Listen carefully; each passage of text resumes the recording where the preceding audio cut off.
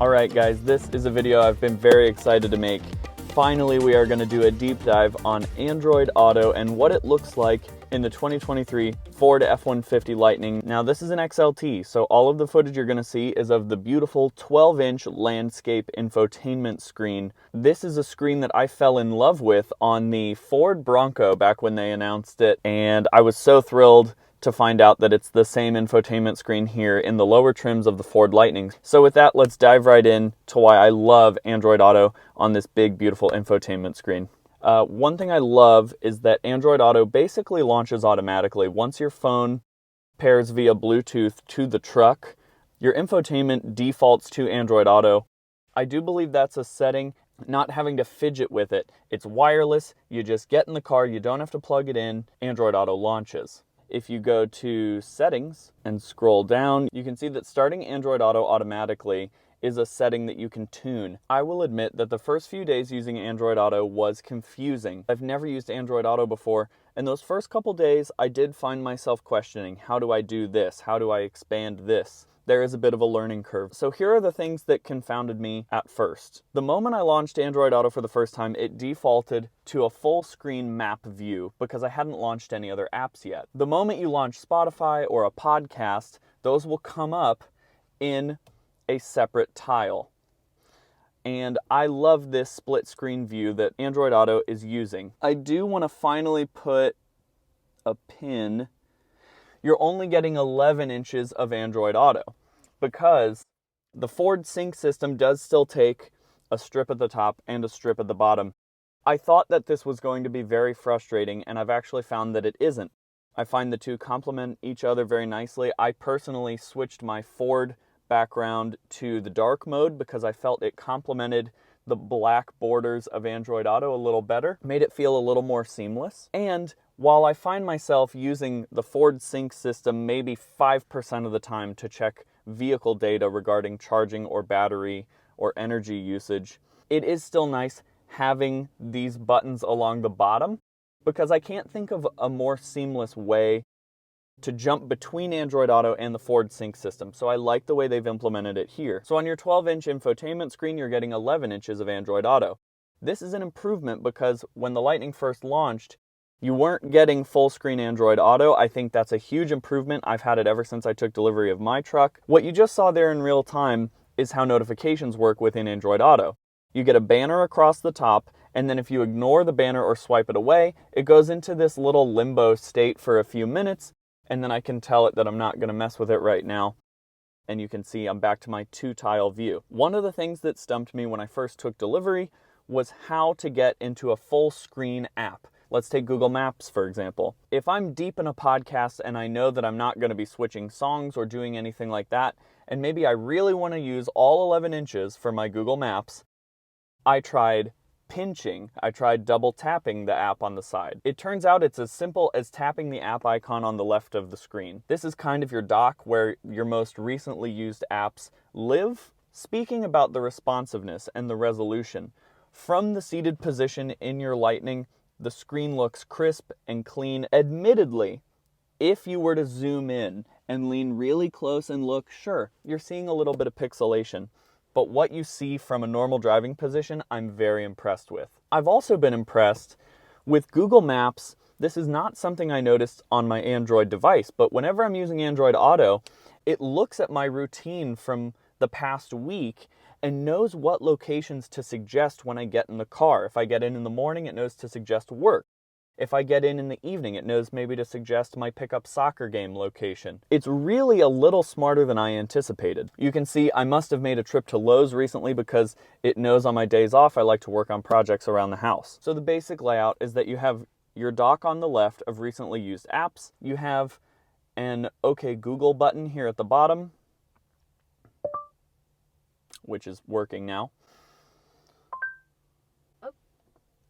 I have found that saying works about 90% of the time. I've just noticed a little bit of inconsistency there. It's not batting 1,000. However, as a fallback, you have this button right here that you can press that also activates Google. Really, Android Auto, I think, benefits from you playing around with it and digging a bit. So you can see from your standard tile view, if you want to launch a different app, You just hit the apps button and it brings you to this app drawer. I was surprised what apps were populating in Android Auto. For example, I didn't know Electrify America even had an Android Auto app.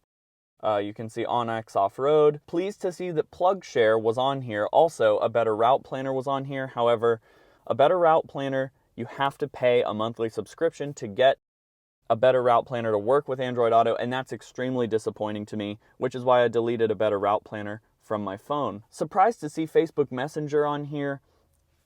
Admittedly, when doing road trips, I find the Facebook Messenger chats blow up. Rest assured, you can mute those Facebook Messenger chats if you find they are interrupting your drive. Google News is populating in Android Auto, but actually it's only for daily news briefings from whatever your news source is. I don't find them using that a lot. The Reminders app populates. Spotify. I just made the mistake of pressing the Customize button on Android Auto because that actually launches the Android Auto customization on your Android phone. So unfortunately, I can't show that to you because I'm recording on it. Ultimately, the Settings app, you'll launch it once when you're setting up Android Auto and then dial in your preferences and probably not go back to it again.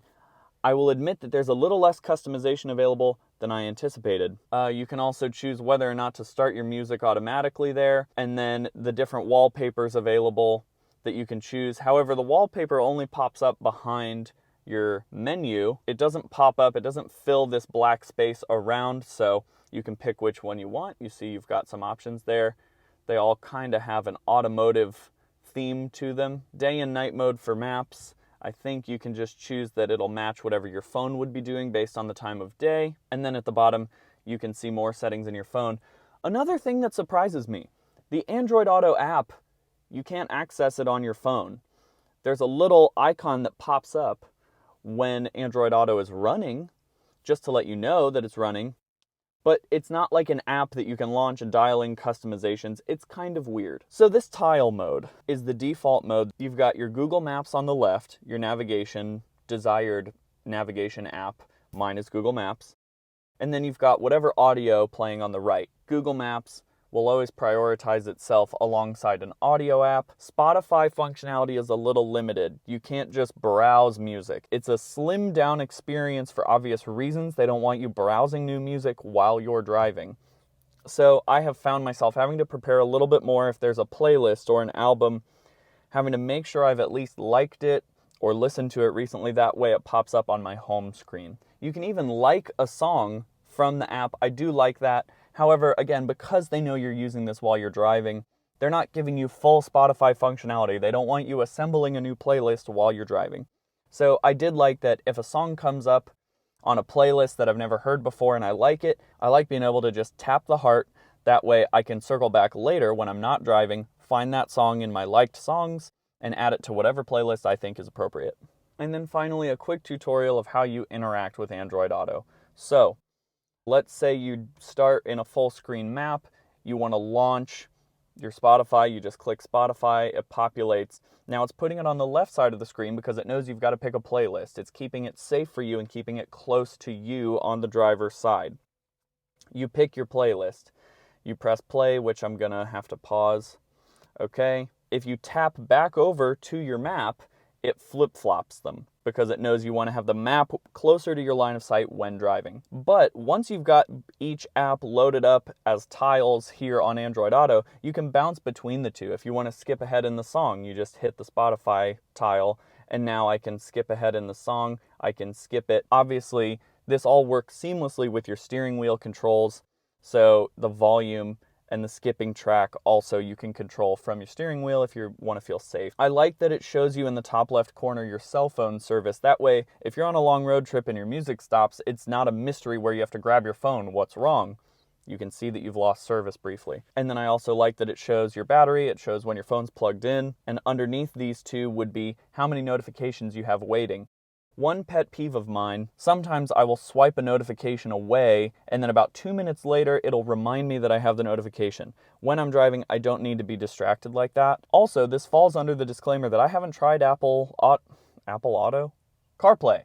I haven't tried CarPlay, and I plan on diving really deep into CarPlay in the future. However, I wanted to give Android Auto my full attention since I do daily drive a Pixel. So, I have thoroughly enjoyed Android Auto.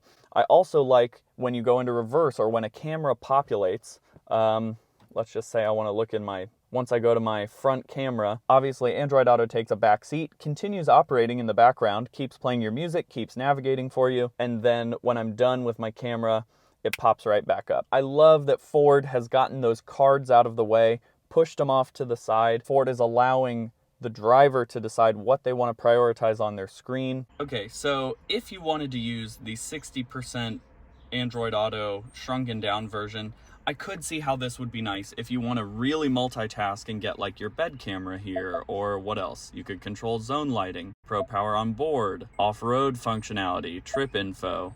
Just for one last example, let's say we're navigating to a destination and we've got a friend in the car and we want to show off that electric torque, we want to switch to sport mode.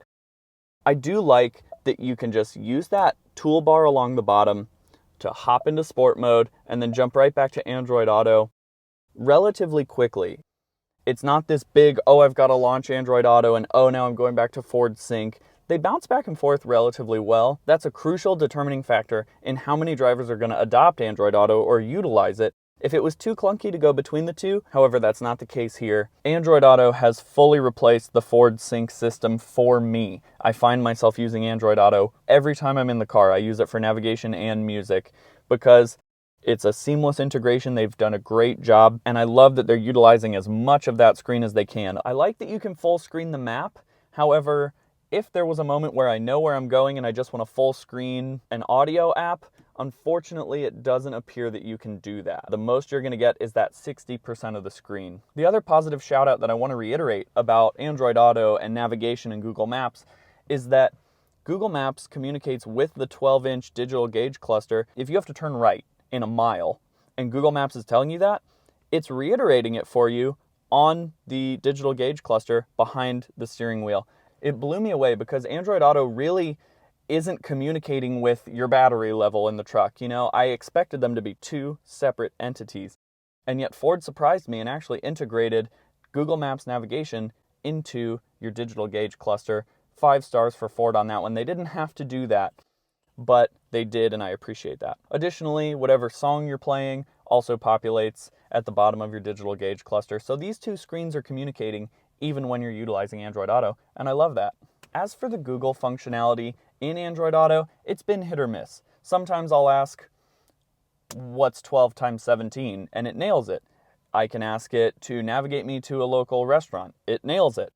But then it doesn't do some of the general knowledge stuff, which I guess is more of a party trick. But when you feel like you've got Google at your disposal, you want to have Google at your disposal. And unfortunately, I have stumped it with simple questions about, here, let's try it. Who was the 15th president of the United States? Sorry, I don't understand. Yeah, so it's not giving you the full functionality that you might get from other Google devices within your home. Okay, one thing I just remembered about Android Auto, though, that I have to mention. You can respond to texts, you can make phone calls. After you send a text with your voice or respond to a Facebook message, your music or your podcast will automatically start playing again.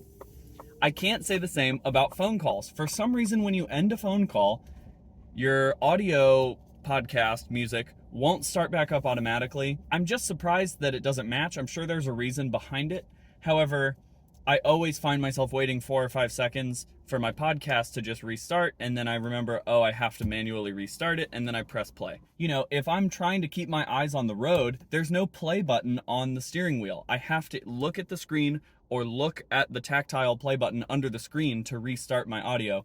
And for how often you're making phone calls in the car, I do find this happening a lot. It's just a little annoying. I've also found the smart Google functionality really helpful when driving, being able to just say, okay, Google, call my wife. Okay, Google, call my dad. It really takes that hands-free aspect of Android Auto to the next level, and it's made my time in the Lightning interior that much more seamless and smart and easy to use and functional. Let's just take a quick look at the phone app. So here you've got a list of contacts. It knows to show you your favorites first. But admittedly, I'll say I have not explored the phone app at all because I find myself just asking Google to make the calls for me. Also, it should be noted that whenever you're traveling over a certain speed, Android Auto is smart enough to not let you type on the screen. The simplicity of Android Auto is great. What you see is what you get.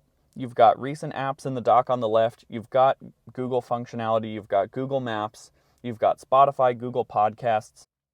So if those are the apps that you find yourself using, I can attest, I love how they're implemented in Android Auto. There will be a learning curve when you first take delivery if you haven't used Android Auto before, but once you finally get the hang of it, I can't imagine myself going back to another vehicle without Android Auto. I hope you've learned something today. Hopefully I've shown you a side of Android Auto that you hadn't seen before, or a functionality that you weren't aware of. Are you an Android Auto or an Apple CarPlay user? Let me know in the comments below. Be sure to subscribe for our next video. Overall, I have thoroughly enjoyed Android Auto and how Ford has implemented it on this beautiful 12-inch screen. Thank you for giving us full screen Android Auto wirelessly. It's incredible. I use it every day. I'm sure when you get delivery of your Lightning, you'll love it too. Thanks for watching, guys.